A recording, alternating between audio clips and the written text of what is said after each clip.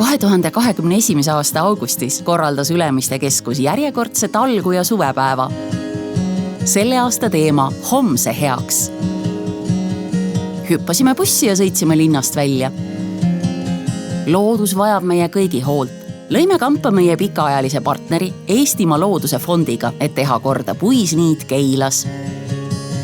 Puisniidud on sellised kooslused, mis on tekkinud just inimese kaasabil. Kuna siinsed tingimused on korraga omased nii niitudele kui metsale, kasvab siin üllatavalt palju erinevaid taimeliike. Kui heina tehti käsitsi ning rohumaid veel kunstlikult ei väetatud, siis oli Eestis puisniite väga palju. Umbes 15% tervest Eesti pinnast. Niidumasinate tulek ning võimalus kasvatada loomasööta väetise abil on need niidud haruldaseks teinud.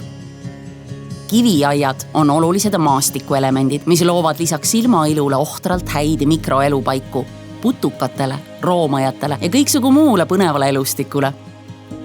Aitamaks looduslikul mitmekesisusel säilida, peab kiviaedu hooldama.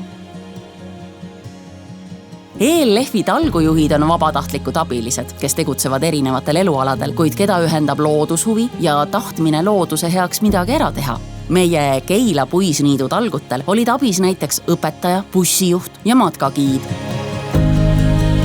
Hoolimata raskest tööst oli kõigil lõbus. Mõned said uue kogemuse, kasutades esmakordselt vikatit. Samas kui teised said niidu kiiresti korda tehtud, kasutades meisterlikke oskuseid, mille omandanud varasematel Ülemiste talgupäevadel. Lõuna ajal vahetati muljeid uutest vahvatest kogemustest. Tõeliselt muhe õhustik. Pärast edukat ettevõtmist lõõgastusid Ülemiste keskuse töötajad ja partnerid Kalju laval, segades põnevaid jooke, harjutades lauamänge, nautides saunasid, suheldes ja sõpradega hea muusika saatel tantsides.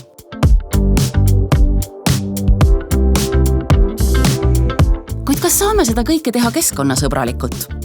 Jaa, muidugi. Me ei kasutanud ühtegi ühekordset nõud. Nende asemel olid kaasas korduvkasutatavad ringotopsid. Ringotopsid on kasutusel ka mitmes Ülemiste keskuse söögikohas ning topsi tagastamisel makstakse tagasi ka varem küsitud pant. Et edendada teadlikku toitumist, oli saadaval info toitainete kohta. Aga ma arvan, et see suund, et me nagu ELF-iga koos teeme neid asju nii-öelda talgude vormis, et see on midagi, mida nagu väga palju ei tehta, eks ole. Eks me oleme siin sutsu pioneerid võib-olla ja ma arvan, et endal on küll hea tunne, et kuna see jätkusuutlik ju siuke, ütleme, nii-öelda üldse nagu maailma edasi arendamine, et see on ju tähtis ja seda me nagu edasi viime.